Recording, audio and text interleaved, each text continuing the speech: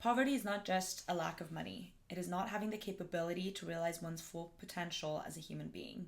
Maria Sen. Welcome to the Invisible Handshake, which is all about making academia accessible. I'm Goli, and I'm here today with Dr. Amrul Hassan, who teaches at the Vancouver School of Economics, a professor in finance, public policy, economics. That's where I've taken my classes with you at the very least.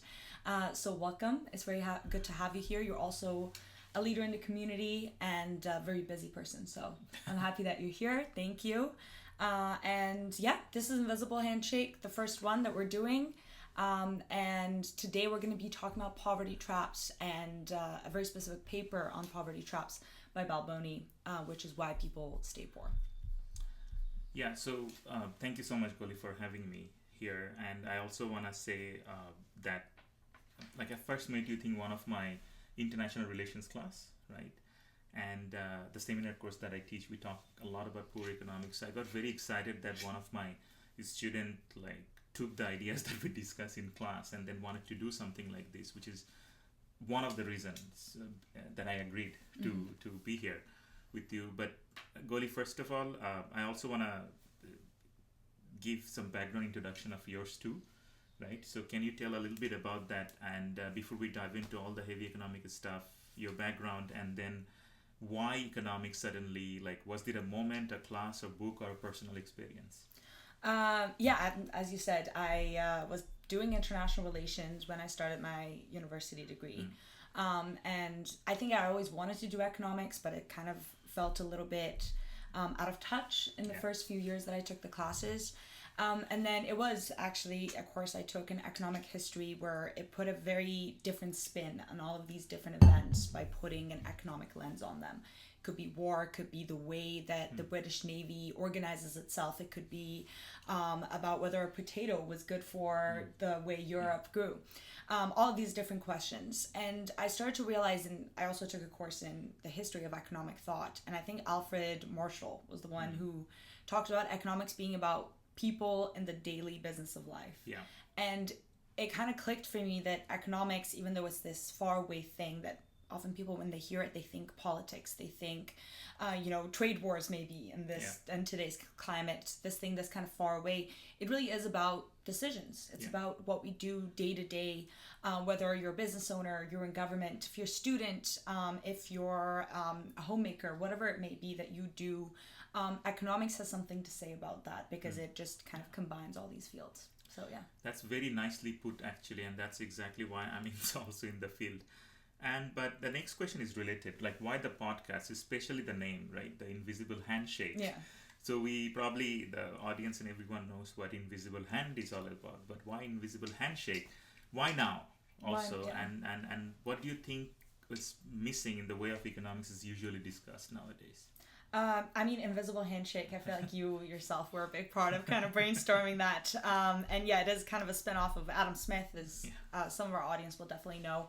And the start of economics. But more importantly, I think this is what a handshake, I'm hoping, is, getting over and communicating, is helping people that are listening to this, helping students connect with economic concepts a little bit more concretely. And the main reason that I really want to do that now is because I think university and academia has become even more secluded than before. I mean, you've always been very immersed in academia. You know this. It's always been like this. I don't think it's ever not been kind of a gate-kept part of our society. But I think now it's gate-kept, but also people aren't opting for it as much because of how expensive it is. Some people can't.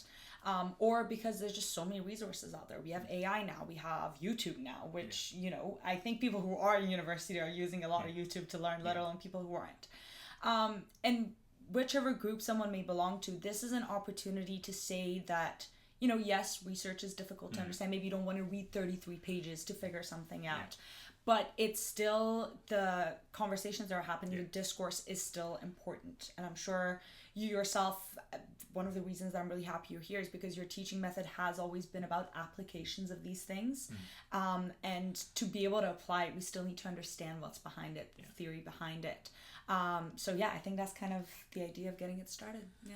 And I think that brings us to our next topic, right? So why the paper? Because as you just mentioned, that someone can actually read the paper and understand the context in Bangladesh that you're going to explain to the audience in a bit.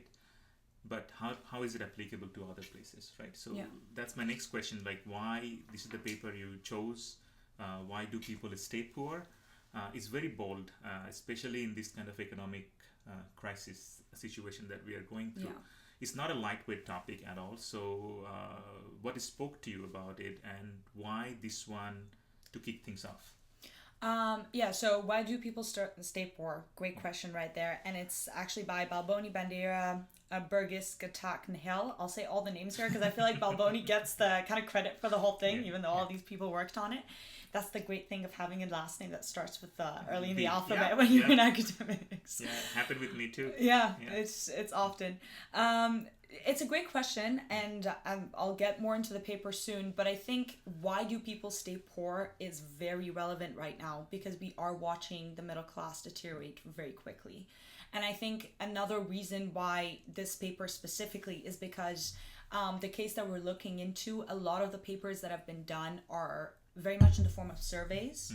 This is maybe one of the first that kind of comes and applies a lot of empirical concepts and theories to get the results that it does. And I feel like I'm kind of like teasing it here. And maybe if I explain it a little bit more, it'll be easier to see where I'm coming from. But basically the question they ask, why do people stay poor, is a difficult one to answer. It's not easy. If we go back in the literature, so there's a paper by Kostas Azariadis. I just have my notes on my lap right now and hoping I don't butcher the names too much. And many other names that have theorized about why do people stay poor. But in the beginning of the 90s, we get this flow of kind of like a protest to the way that we're thinking about growth. That could be personal growth, accumulation of capital, accumulation of wealth, whatever it may be. And what happens is that people say, are people who are poor different? Are they fundamentally different from people who aren't poor? Is that really what's going on here? Because there are, a lot of papers that do suggest that. Or is there something that's making them stuck? Is there a poverty trap that just keeps them from kind of crossing that threshold? And what Balboni and his colleagues do is basically they go into poor villages in Bangladesh. We've talked about this already, the Brock Bank, and all these different microcredit institutions that they're NGOs, and their entire point is to help essentially poor people be removed from poverty to an extent. And what they do in this situation is that randomly they assign a lottery basically to give people a wealth transfer. Now, in a simple economy like poor villages in Bangladesh, that happens to be a cow. And the training that comes with owning a cow, how you should tend to it, what food you should give it, how you should, sell the produce that comes with it. And what's really great about this study is that there's a control group. So there's some comparative baseline. And before they did this wealth transfer, there was only two groups in these villages. The wealthy were people who either owned land or cattle, and the poor, people who were they only had their labor to sell, and that meant that they were constantly poor. They just had enough to get by, essentially. The paycheck to paycheck that we call it in more developed economies. So they give these people this cow, the training that comes with it, and they basically track them over 5 to 8 years. And what they find is that compared to people who didn't get this transfer, because if you just look at the control population, only 4% of them were able to move into the middle class. So that bimodal form persisted in that society. But people who got the transfer, something really, really interesting happened. Some of them already had some basic skills. Maybe they had a cart that they could use to carry the produce that they got to the market. They lived close to a market. Maybe they had family members that helped them a lot more. And those, economics, again, because we want to understand things with numbers, those things have a dollar value. That cart has a dollar value. Being close to the market has a dollar value because you don't spend as much time going there. And they found that the cow, let's say, was $400. A person who had $20 worth of initial wealth and the person who had $40 worth of initial wealth ended up in completely different places. So if that threshold was, let's say, $430, if you were put above it, you kept going up. If you were below it, then you're like, okay, I'm too far from a market. I'm just going to sell the cow. And that money maybe sustains me for a couple of years.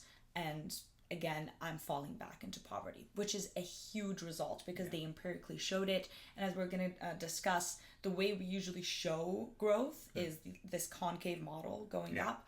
They completely showed the opposite of that with their model. And that's kind of a summary what is going on.